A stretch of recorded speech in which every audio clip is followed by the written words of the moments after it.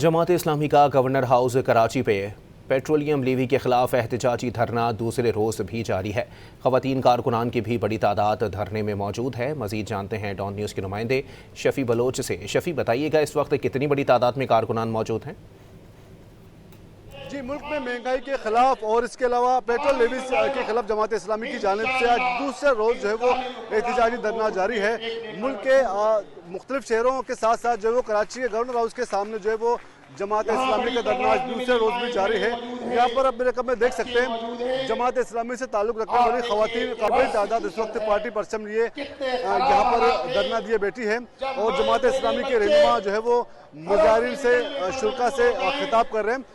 اور جماعت اسلامی قائد کا کہنا ہے کہ ملک میں مہنگائی کے باعث عوام سخت مشکلات سے دوچار ہیں۔ حکومت کی جو ہے وہ نااہلی بالکل صاف نظر آ رہی ہے، ٹیکس وصول کیے جا رہے ہیں، اور جماعت اسلامی کا یہ موقف ہے کہ جب تک حکومت کی جانب سے ان تمام فیصلوں پر نظر ثانی نہیں کی جاتی، عوام کو ریلیف فراہم نہیں کیا جاتا، جب تک جماعت اسلامی کے مطالبات پورے نہیں کیے جاتے، اس وقت تک ملک بھر میں جو ہے وہ جماعت اسلامی کا احتجاج جو ہے وہ جاری رہے گا، اور ملک گیر سطح پر جو ہے وہ جماعت اسلامی مزید آئندہ اپنے جلسوں کے حوالے سے، احتجاج کے حوالے سے لائے عمل کا اعلان کرے گی۔ جی، بہت شکریہ شفیع۔